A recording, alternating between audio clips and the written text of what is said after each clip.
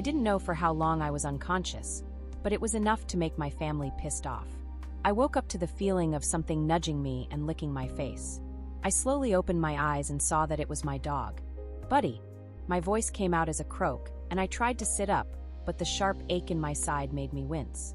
Buddy let out a low whine, his tail wagging hesitantly, as if he was both relieved and worried, and he pawed at me gently as though urging me to get up. I got up, began to be aware of my surrounding. I was still at the lake behind the pack house. "How did you find me?" I asked my dog. Buddy tilted his head, his brown eyes full of concern, as if he understood my words. His tail thumped against the ground once, and he barked softly, nudging me again. It was then I noticed the faint paw prints in the dirt leading to where I lay. He must have followed my scent all the way here. I felt so touched. At least I know there is someone that cares about me in this world. Memories of what happened last night ached me. "Let's go, Buddy," I said wearily. Alpha Caleb was my mate, and he doesn't like me. Because I have no wolf and no inhuman abilities.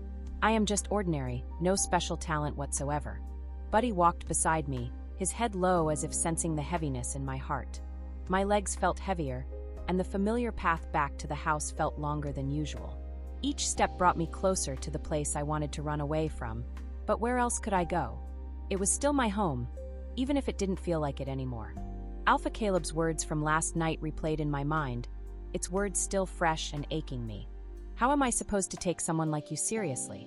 A mate who can't even stand without falling apart. It wasn't like I chose to be born without a wolf. I didn't choose to have this disorder. It wasn't like I asked to be mated to someone like him. Someone who saw me as nothing more than a burden. Maybe he's right, I muttered under my breath. The thought stung, but it wasn't new. Buddy nudged my hand with his nose, breaking me out of my thoughts.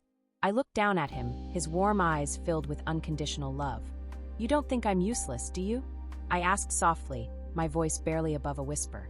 He let out a soft bark, his tail wagging slightly, as if to say never. A faint smile appeared at my lips despite the ache in my chest. "At least I have you," I said, stroking his fur. I wonder how I would have lived without Buddy by my side. Even with all the disappointment, I know I can always count on him. He was also a gift my mom gave to me when I was a child. As the house came into view, my steps faltered. Any stranger will think this house is homely, so serene from here, but I knew what waited inside. Suffering, pain, and rejection. Part of me wanted to turn around, to disappear and never look back. But where would I go? I had no family outside the pack, no resources, no plan. The thought of running away felt both freeing and terrifying. I sighed, shaking my head. "Come on, Buddy. Let's just get this over with." My voice sounded hollow, even to my own ears. Buddy stayed close to my side as we made our way toward the house, his presence the only comfort I had left. As I stepped inside, I saw they sitting at the living room.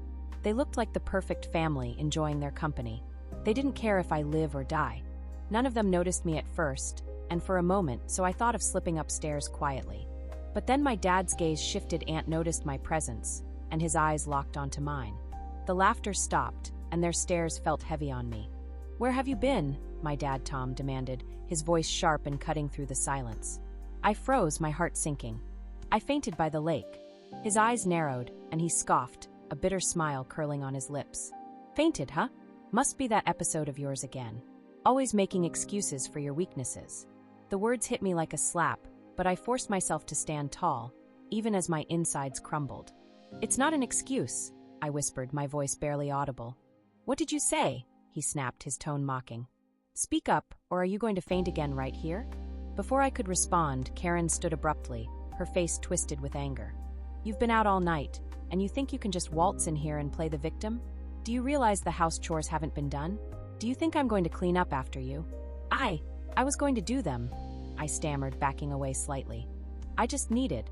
A sharp sting exploded across my cheek as her hand connected with my face. I gasped, stumbling back a step, my hand flying to my burning skin. Buddy stepped in front of me, his teeth exposed, and growled wildly. I silently looked at my father, hoping for him to step in, to do anything to protect me. But he simply shrugged and turned his attention back to the TV, muttering, "Just don't break anything." Tears pricked my eyes, but I refused to let them fall.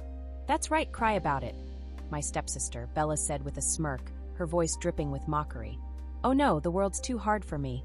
Let me faint and hope someone feels sorry for me." She mimicked a faint, falling back dramatically onto the couch, and the room erupted in laughter. I stood there, trembling, feeling the anxiety coming in. They knew that doing that will trigger my disorder. Buddy growled lowly, and I placed a hand on his head, trying to calm him. "Come on, Buddy," I whispered, turning toward the stairs. "Let's go." As I climbed the steps, the laughter followed me. By the time I reached my room, I felt like I was suffocating. I closed the door behind me, slid down against it, and buried my face in Buddy's fur. "You're all I have," I whispered to him, my voice breaking. "You're the only one who cares." It's already dark. Hours has passed as I was washing my stepmom's room again. "That's your punishment. You will clean everywhere 3 times. If I ever see you slack of or start with your stupid episode, you will start all over." Buddy lay quietly in the corner, his eyes never leaving me. He'd stayed by my side the whole time, giving me comfort in a house that has none. His presence was the only thing keeping me from collapsing under the weight of it all. I finished scrubbing the last corner of the room, my arms shaking as I leaned back to assess my work. No matter how hard I worked, they will always find a reason to say it's not enough. A sudden sound broke the silence.